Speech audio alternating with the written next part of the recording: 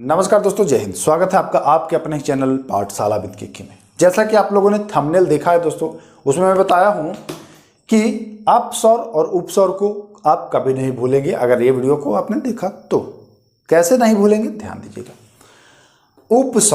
उपस्वर में होता क्या है, सबसे पहले इसको समझिए। उपस्वर सूर्य और पृथ्वी की न्यूनतम दूरी है। जी हाँ, उपस्वर सूर्य और पृथ्वी की न्यूनतम दूरी, ठीक ना, ध्यान दीजिए, न्यूनतम दूरी। और अपस्वर सूर्य और पृथ्वी के बीच अधिकतम दूरी। इससे ज्यादा दूरी किसी दिन नहीं होगा। जिस दिन अपस्वर होगा उससे ज्यादा दूरी सूर्य और पृथ्वी के बीच कभी नहीं होगा।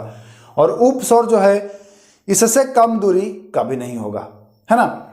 उपस्वर और अपस्वर मिलता जुलता नाम है, पेरिहिलियन और अपहेलियन। ठीक, एग्जामिनर इसी का लाभ उठा करके पूछ लेता है, भैया उपस्वर किस तिथि को होता है, या पूछ देगा भैया अपस्वर किस तिथि को होता है। हम लोग अच्छे से इसका फुल सॉल्यूशन देखेंगे, बिल्कुल अच्छे से देखेंगे। तो देखिए, हमने बताया कि उपस्वर यानी कम दूरी। तो कम दूरी, देखिए कम दूरी आपका 3 जनवरी को, 3 जनवरी को कम दूरी। अच्छा, कम 3 है कि 4, आप बताइए। 3 कम है ना, तो 3 जनवरी को भैया कम दूरी। और कम दूरी कौन है, उपस्वर। अच्छा, एक चीज और ध्यान दीजिए, कप्तान बड़ा होता है कि उप कप्तान।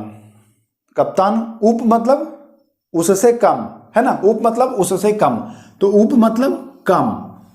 ठीक, कम 3 है कि 4 है, ये भी जानते हैं कि 3 है। तो भैया कम है यानी कि 3 जनवरी। और अप मतलब ऊपर, ऊपर ऊपर, ठीक ना, अप मतलब ऊपर। तो ये जो दूरी है यह अप है, ऊपर है, ज्यादा है।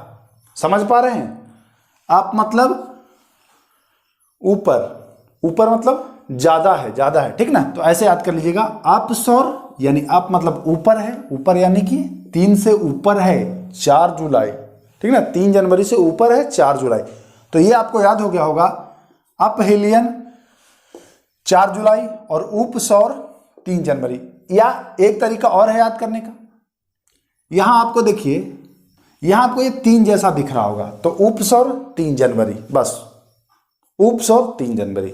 दोनों तरीका में आप किसी भी तरीका से याद कर सकते हैं।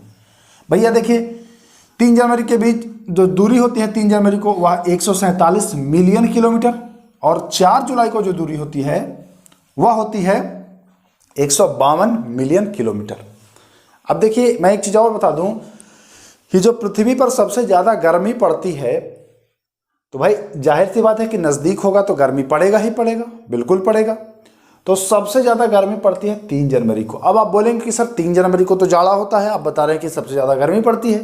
तो जी हाँ, पड़ती है गर्मी। कहां पड़ती है भैया, तो साउथ यानी कि दक्षिणी गोलार्ध में पड़ती है।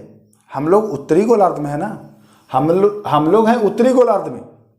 हम लोग जुलाई में गर्मी खाते हैं।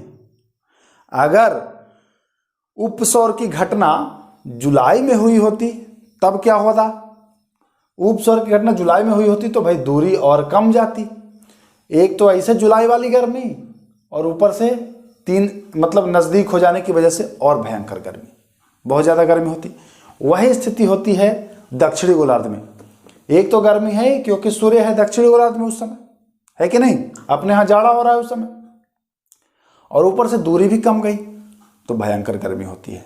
मैं ये मान के चल रहा हूं कि आप समझ गए। यहां से एक क्वेश्चन और बनेगा, उपस्वर या पूछे अपस्वर के समय सूर्य का कौन सा पृथ्वी का कौन सा भाग सूर्य की ओर होता है।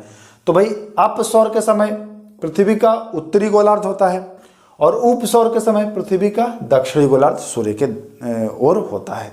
तो ये चीज ध्यान दीजिए। मैं उम्मीद कर रहा हूं आप अच्छे से समझ गए होंगे, कहीं कोई डाउट नहीं है। ऐसे ही टॉपिक पर जानकारी के लिए हमारे चैनल से जुड़े रहें, सब्सक्राइब कर लें। नेक्स्ट वीडियो में। नमस्कार, जय हिंद।